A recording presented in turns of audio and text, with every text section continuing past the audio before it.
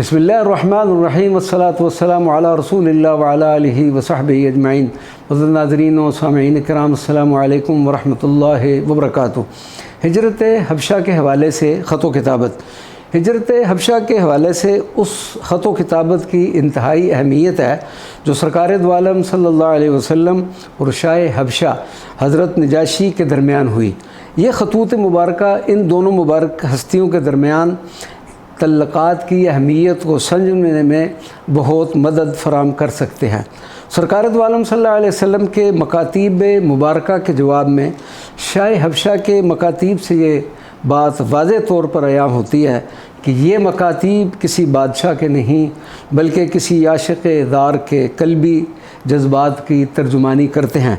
मकतूब नबवी सरकार दो आलम सल्लल्लाहु अलैहि वसल्लम और शाह हबशा के मुश्तरका दोस्त हज़रत अम्र बिन उमैया अद-दमरी ने पहला मकतूब नबवी सल्लल्लाहु अलैहि वसल्लम शाह हबशा को पहुँचाया।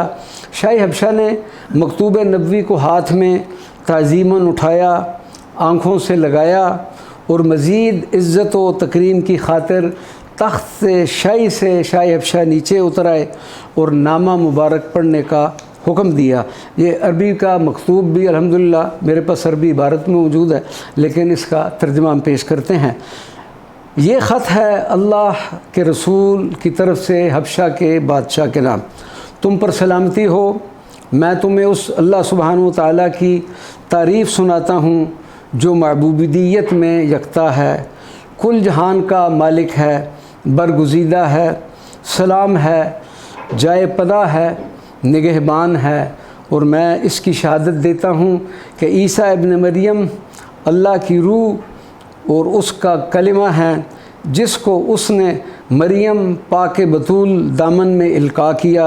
अल्लाह तबारक व तआला ने उनको अपनी रूह और फूंक से पैदा किया, जैसा उसने हज़रत आदम अलैहिस्सलातु वस्सलाम को अपने दस्ते कुदरत से पैदा किया।